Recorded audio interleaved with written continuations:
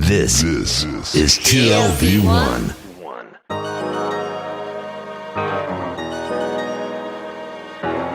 The Tel Aviv Review.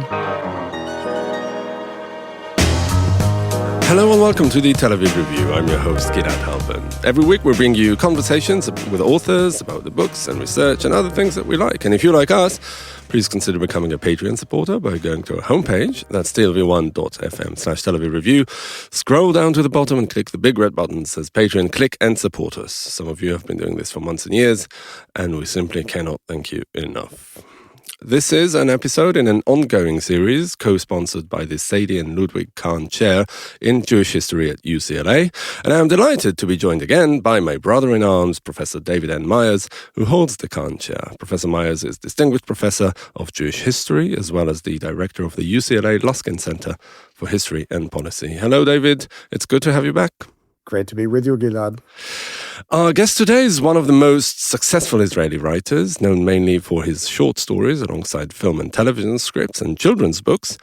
His work has been translated into dozens of languages and won him numerous awards. His seventh collection of short stories, Autocorrect, has been published in English by Riverhead Books. Edgar Keret, hello and welcome to the Tel Aviv Review. Hi, I'm glad to be here. So I'm going to jump right in, Edgar, if I may, and ask you a question about the literary genre that you so favor, which is to say the short story. One of the things that interests me is that it seems to allow you, this form of the short story, the possibility to describe a world that moves between the real and the ideal, the world as we know it and the world as it should be.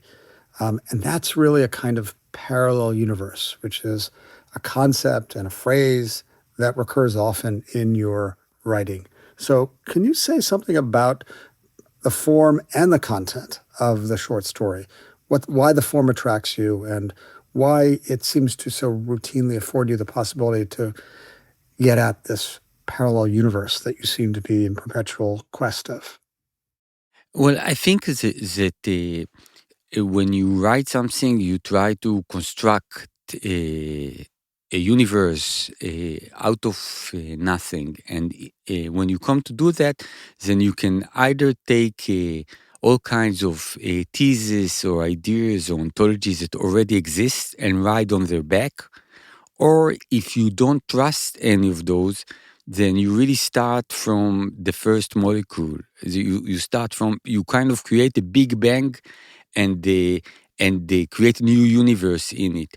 Now, I feel that with me, the fact that I always kind of check the floorboard, every word, every sentence to see if I can trust them, really it says something about the time in which I'm writing, and which is a time in which it's very, very difficult to find some kind of an ontological truth that we will all agree on.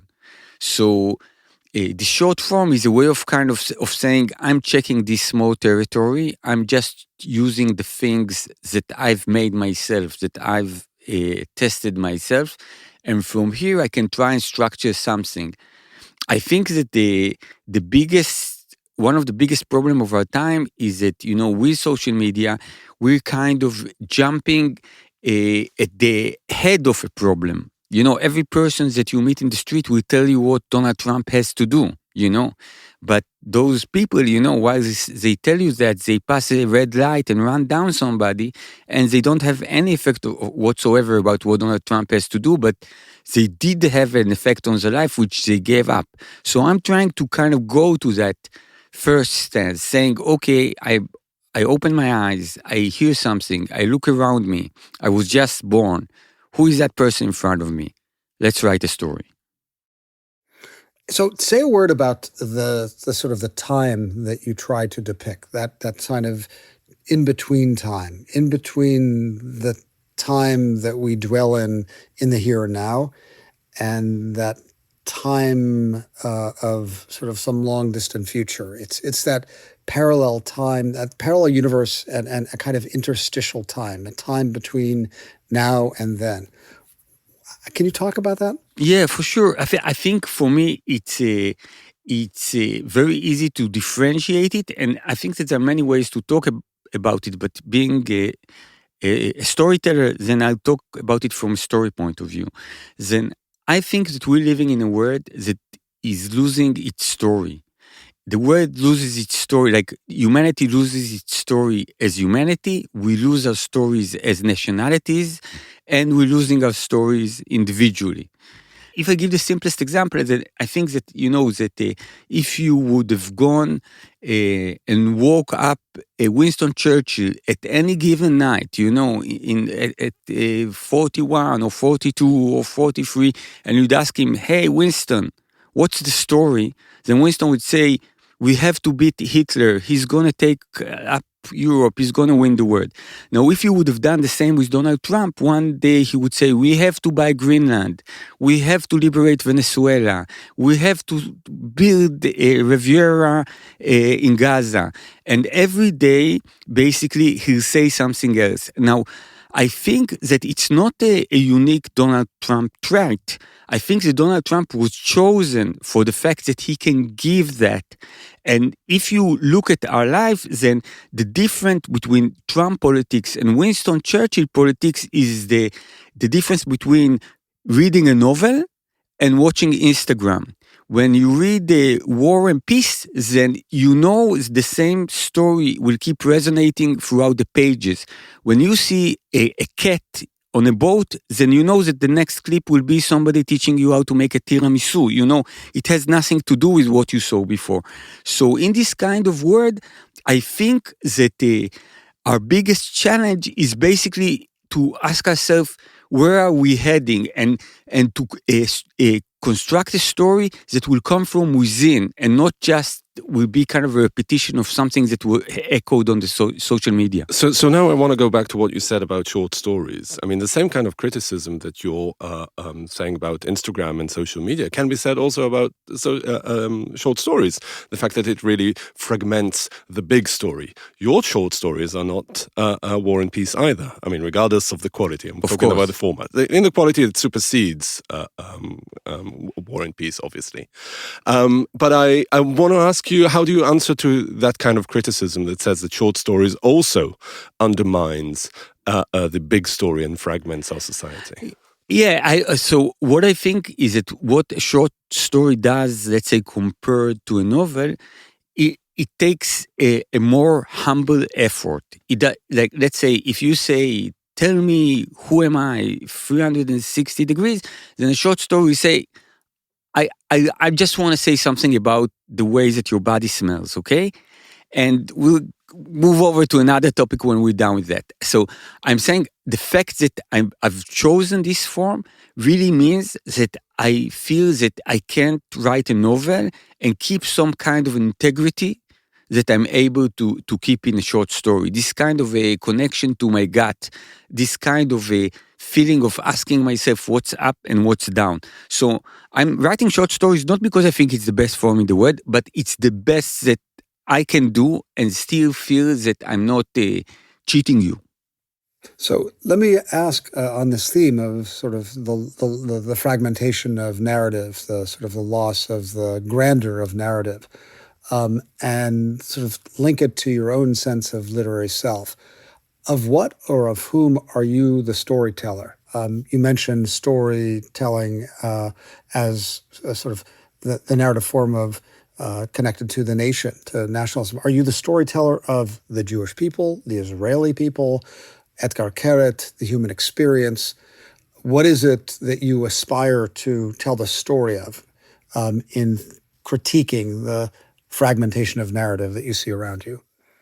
Well, I can say that let's say the story that I want to tell is a totally obscure, both obscure and I think very, very precise story of a human being.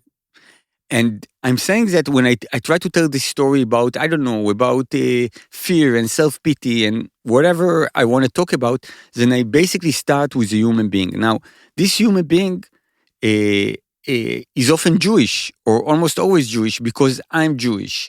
And in that sense, and sometimes this person can also be Israeli, because I live in Israel. But the way that I look at my identity, then essentially I'm a human being who is Jewish, and who lives in Israel. And they in that order, I would always feel as a writer much more a Jewish writer than an Israeli writer. I think we talked about this in an earlier conversation we had, but I often think of you as a citizen of the global Republic of Letters before being a citizen of the Hebrew Republic of Letters or Jewish Republic of Letters. But I do wonder if you can reflect on your attitude toward language and the Hebrew language in particular, which has been the source of so much kind of mystical veneration. Its extraordinary mystical properties have kind of seduced so many Jews and non-Jews. I think of the great Latin American writer Borges, who was completely enamored of Hebrew.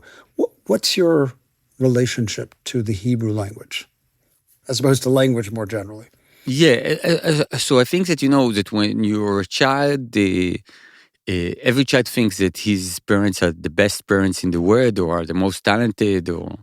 And I think that when you're a writer, you always think that the language that you write in is the best language to write in the world. So I have this subjective feeling, but I think that I can also make an objective case why it is very special and in many ways beneficial to write in Hebrew. And I think that when I try to tell, let's say, children overseas the story of the Hebrew language, I always refer to the Captain America story. Because Captain America was a superhero in the Second World War, and he was frozen in an iceberg and then defrosted later on, living basically in a different era than the one in which he grew up. And with Hebrew, when you think about it, it was a language that people spoke and was very vivid. And then at one certain point, it was frozen and became a language that only exists in the books. And people can read it, but they don't engage in dialogue and don't speak about it, and it doesn't evolve.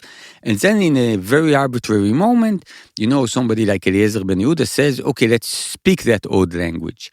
Now, this effect is really like kind of defrosting a dinosaur in this time. It creates something very special and very unique because basically, let's say, when I'll get on a taxi, if I speak to a taxi driver and I'll tell him, I don't know, like 3 sentences, then about 2/3 of what I'm saying, Abraham or Isaac or Jacob would have completely understood, which is something that isn't true, let's say, for Shakespearean English. That if somebody came from Shakespeare's time and would get on a cab in New York, you probably would understand much less. So this idea of kind of being connected to an ancient language and using it in modern time automatically creates a language that has to be very, very flexible and adaptable, because in the Bible, they didn't have water faucets, they didn't have, plastic chairs, they didn't have apps. So you have this very, very ancient language that is very strongly rooted, in the history of this planet, of this universe.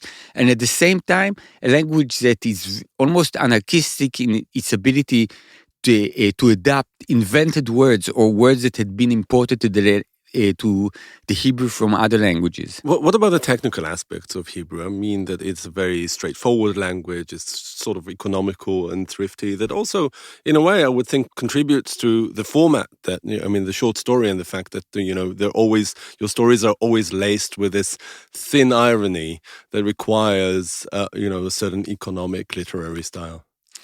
Well, I think actually that I don't experience Hebrew as more economic, but I do experience it as more blunt. Inherently, there is something about the Hebrew language that I feel that kind of pushes boundaries. It's like when people speak in Hebrew, the person that speaks to you, you feel that is kind of slightly closer to you, that you can feel him breathing on your neck. So there is something intrusive and intimate in this language, which as a writer, it's a gift. It's almost like if you're a surfer, you want to have big waves. And the Hebrew language in its directness and energy, it kind of gives you this power to get into something.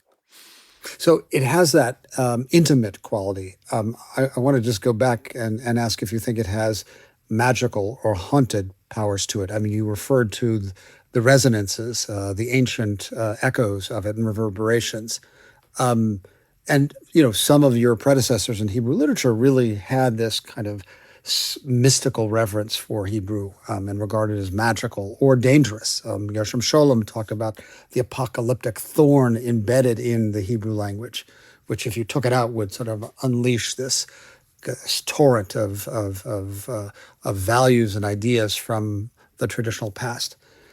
I don't get the sense you have that same kind of mystical reverence, but from your writing. But as you talk, maybe there's something lurking there.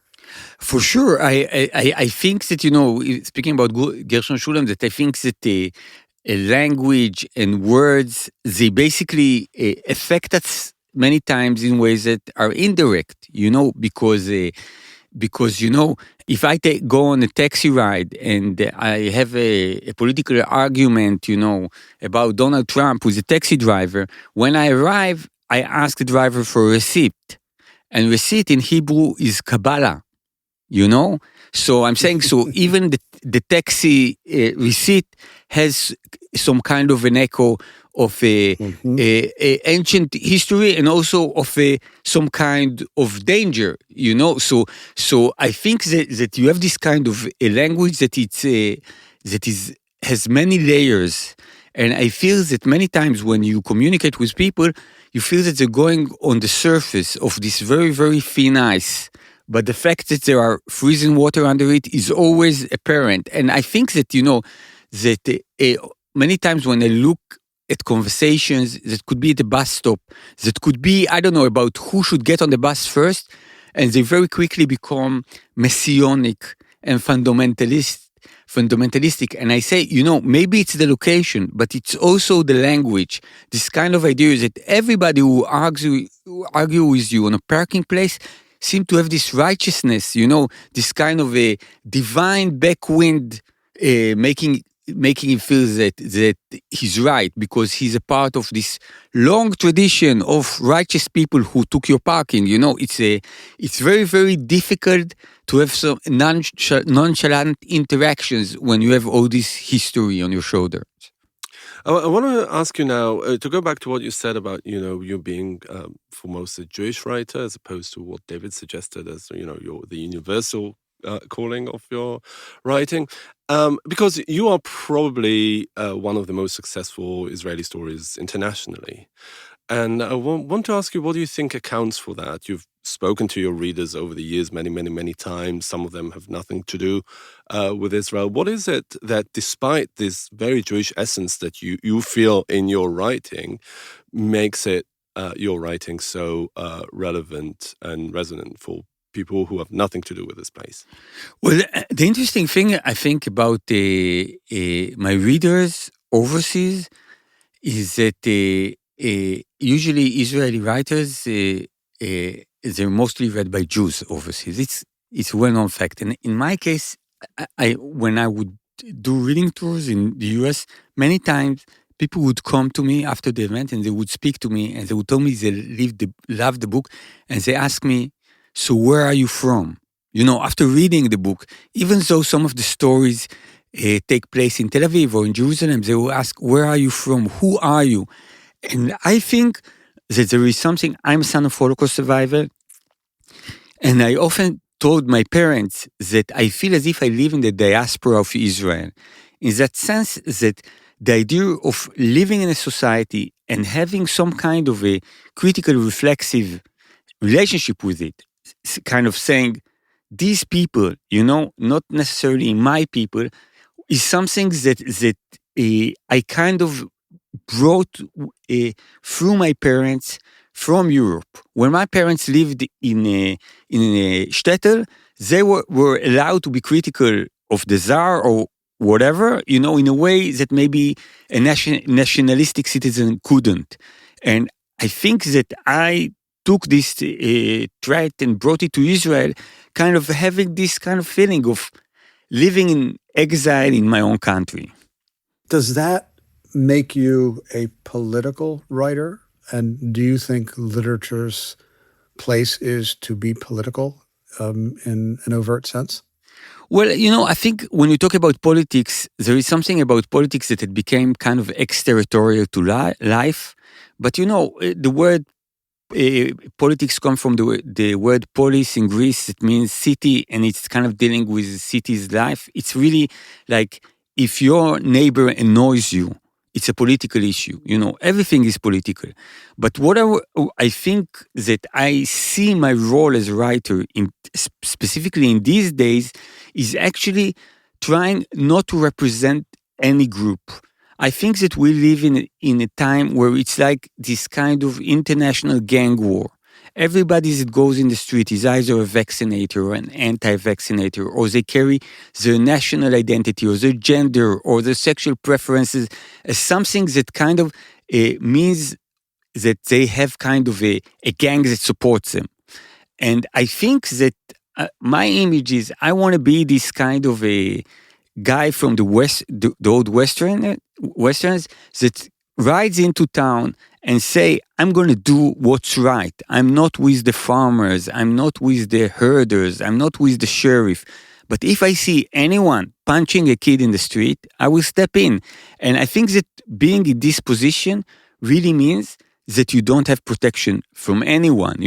This is why I can have death threats from Israeli and have my door axed, and a week later get cancelled, and thrown away from a festival in the UK, because I could easily win one side, but the moment that I do that, I'll stop being an artist or, in my view, even like a thinking human being. So maybe take this question a little further. Maybe political wasn't the right word here, but is your writing ideological?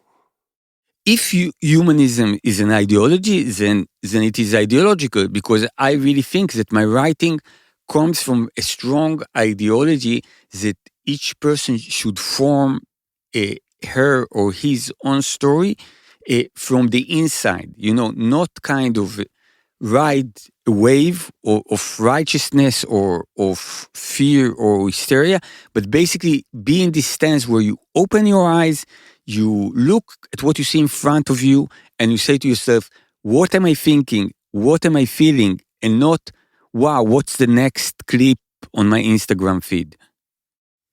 So, Etgar, do you regard yourself as an adept of the ideals of the Enlightenment? I mean, are you a member of Team Humanity who disavows kind of any particularist identity because you understand how partisan and divisive it can be? I mean, is that how you sort of understand your own sense of identity in kind of this universalist, even Enlightenment way?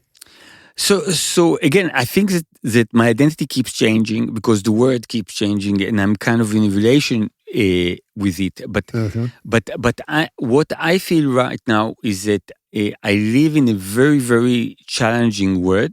I think that let's say if you think about what happened with navigation apps, we lived in a world where the ability to navigate by stars or just know where the hell you're going kind of used to count for something. But now it doesn't count for anything. So people lose the abilities that they have, and young people don't develop that ability. And I'm really, really good with people not being able to navigate because I don't really think that there's any place important to get to. So it's not that important. But when the same thing that is done with navigation is done, for example, with the ability to imagine things. If you go to a kid today and you say to him, imagine a squirrel with half a watermelon as a helmet riding a bicycle, then he'll ask the ChatGPT to draw it. And what we'll see, it's not what the kid would have imagined, because it has nothing to do with the kid. Just a product thrown at him.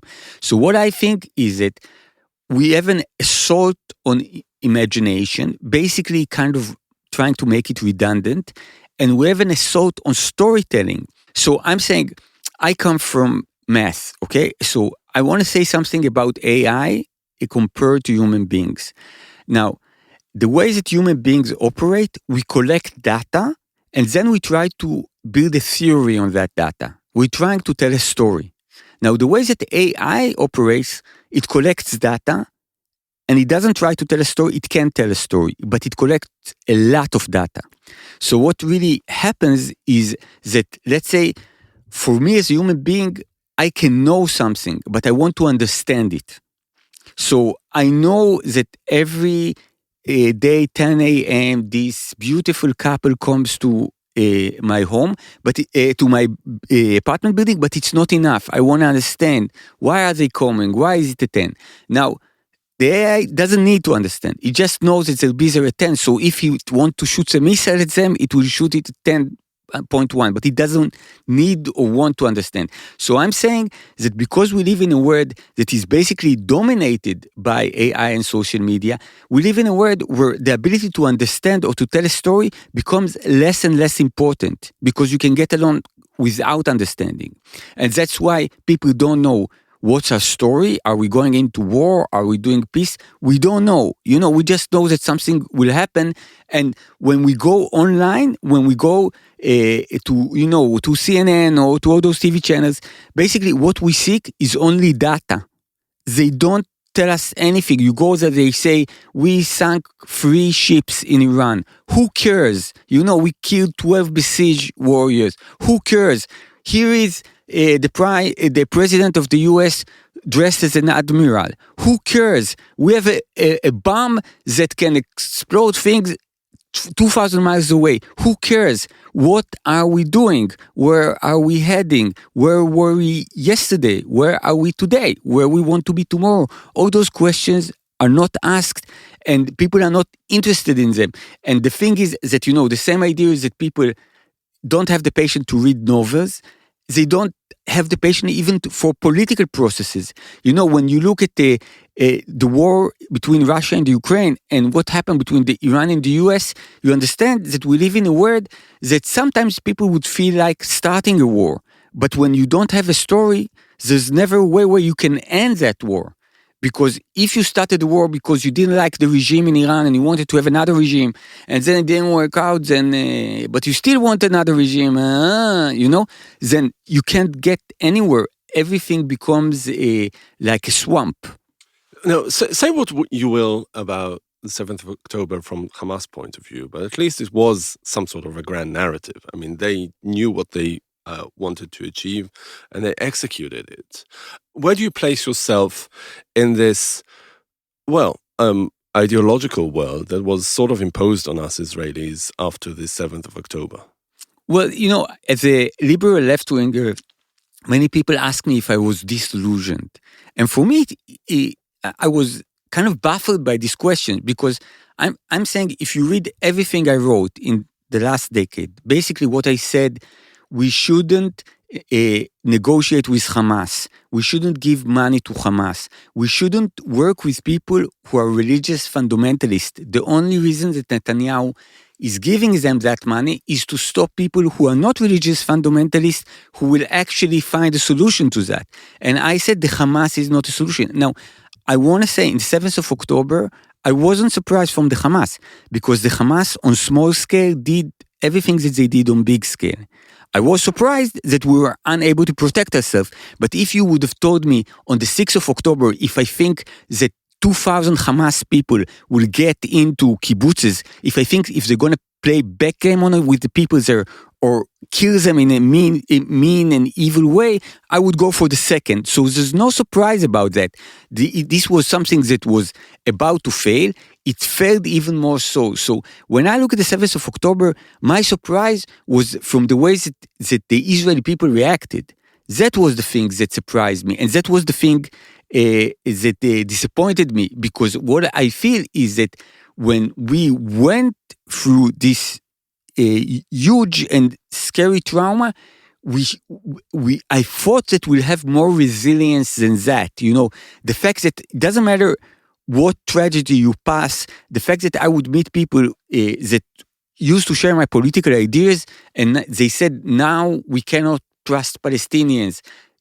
Even children are not innocent. And it felt like a zombie movie. It's somebody that I talked to him a week ago, and this person going through a trauma because there isn't a person in Israel. I'm speaking for myself. I know somebody that got kidnapped and murdered. I know people that died in different stages of the war. This thing is not. I know people that their house got blown up. So I understand that you go through this turmoil, but I'm saying that I was sure that there would be something more sophisticated in that, that when we look and reflect about this thing, there will be something that is more self-critical than saying, oh, we got it, Palestinians are bad.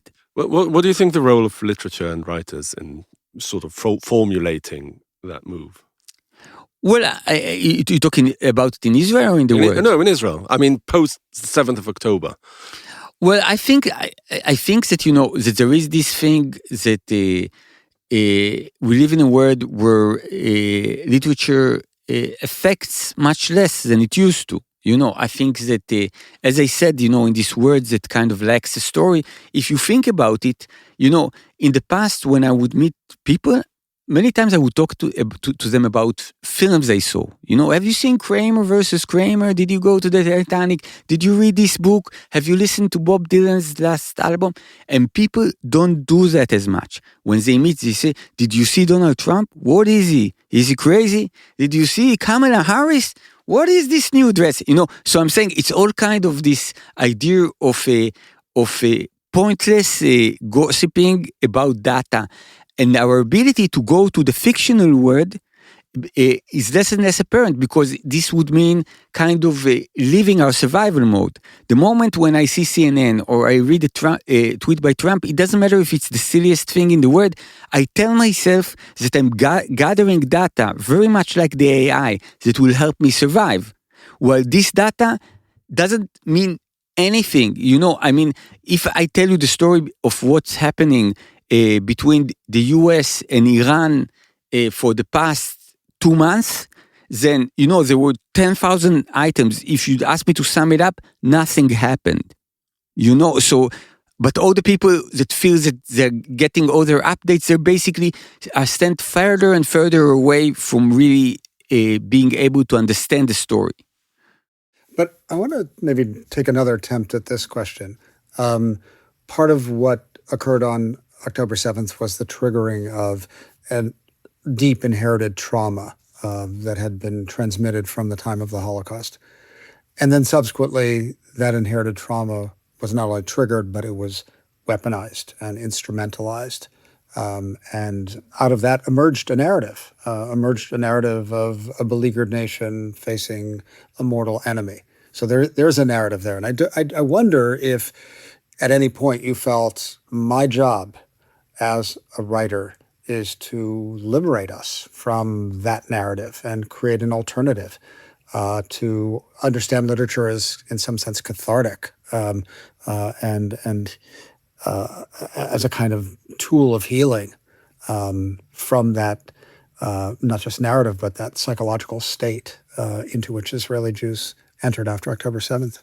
So again, I first of all, I want to say that, literature is not there, to heal you. The thing about art is that it has no function. And the way that people always want to exploit it to solve problem, it's really, for me, it means that they really don't understand the role of it. It's really like, it's like as if I ask you why you love your wife, and you say because she's beautiful, she cooks well, and she doesn't feel pain when she gives childbirth. Then no, this is not why you love her. And the reason that we do art is not to heal anything, but in the deepest sense is to understand something better. A healer has a purpose. An artist seeks truth. Now, what you said about the narrative, of the post-trauma of the Holocaust, I'm saying this is only one narrative. As somebody who lives here, the strongest narrative that I get is the religious fundamentalist one.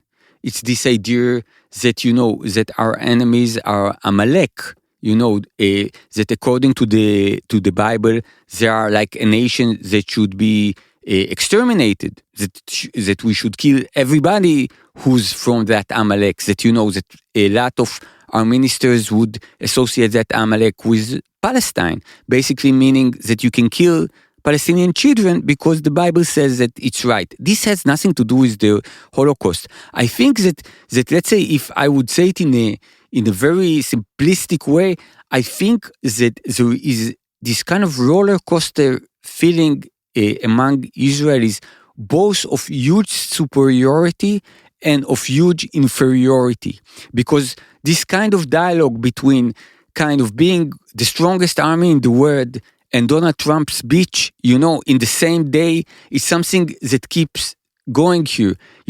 We're so weak that they pogromized us on the 7th of October. We're so strong that 2 years later, we were able to make 2 million people lose their home, both in Gaza and Lebanon. So it's really like kind of some kind of a biblical story, that half of the stories, we are those people walking in the desert, and in the other half, we think that we're God. Do you think that the frivolous irony that is so prevalent in your work has the same kind of resonance post the 7th of October, with everything that all the momentous changes to the Israeli psyche and to the way the world is run, with all the tragedy that that ensued? Yeah, I think that there is something about humor that it's inherently reflexive. So I think in very, very extreme situation, humor is I would say the instinctive way to preserve your humanity. It's really like my parents were Holocaust survivors, and many times they would tell those Holocaust jokes. So I just tell a bad one. So in a ghetto, 2 Jews are sitting, and one of them is reading the Nazi newspaper. So the other Jews say, "Why are you reading the Nazi newspaper?" He said, "Shut up! It really comes me down to read that we're ruling the world." So when you say about this thing, what the hell is going on here? Here are 2 Jews. They're talking. They're going to be executed soon. But the idea that they're able to kind of reflect on the reality from the outside gives them this level of freedom. There is something about reflexiveness that if you're in a jail, you're kind of floating and levitating in the air and you can look down. So I really, really think that humor is like the airbag in our car. It's not something that we're supposed to manipulate, but it's there to protect us when we're running into a wall. One of the features of your writing, and you've just sort of given voice to it, is its resistance of the redemptive, the liberatory, the messianic, the teleological. And I wonder if you imagine yourself as sort of trying to capture a condition born of your own pessimism, or do you think of yourself as an optimist? I mean, there are very few happy endings in the stories in the collection Autocorrect. I wonder how you think of yourself in this regard. I see myself as an optimist, and I want to say that that really the question many times between optimism and pessimism, the difference is what goals do you have in mind. So I'm saying that, let's say, if you'd ask me if I think we're going to win, humanity is going to win, then I would say I'm a pessimist. But for me, this is not the story. I'm saying that I don't necessarily think that as a race we're going to tackle our problems and become any better. But I truly believe that each of us as an individual, can be reflexive and take better choices. If you read Autocorrect, then I think that the thing that is common to all the characters there, most of them failing in one way or another, that they're able to stay human even in inhuman situation. And for me, the optimism is not saying, the world is going to become great. It's just saying we have the ability to keep this thing in us that is now being assaulted from anywhere, by technology, by politics, by raptures in our communities, by any which way. My optimism is that each of us can stay a human being. Maybe a human being that is drowning, maybe a human being that his house is being burned, maybe a human being that is being beaten up. But the idea is that we can hold to that humanity, which I see around me, so many people kind of giving up so easily, becoming something that is totally automated. This is a very high and a high note to end on. I'm good. Yeah, Etgar Keret, thank you very much for joining us. Thank you, David. Thank you, Gilad. And also many thanks to you, David, on my part, and to Itai Shalom, the manager of TLV1 Studios. And now we've got a request, because most of you listen to us on the Apple Podcasts app, and would like to ask you to please consider writing us a review, good, bad, ugly, up to you. You too can support us by going to our website and subscribing onto a Patreon campaign. Check out our archive. It has way over 1,000 interviews by now. Like us on Facebook and on Twitter, and now on Blue Sky as well. And most important, join us next time for another edition of the Tel Aviv Review. And until then, from us here in Tel Aviv, goodbye.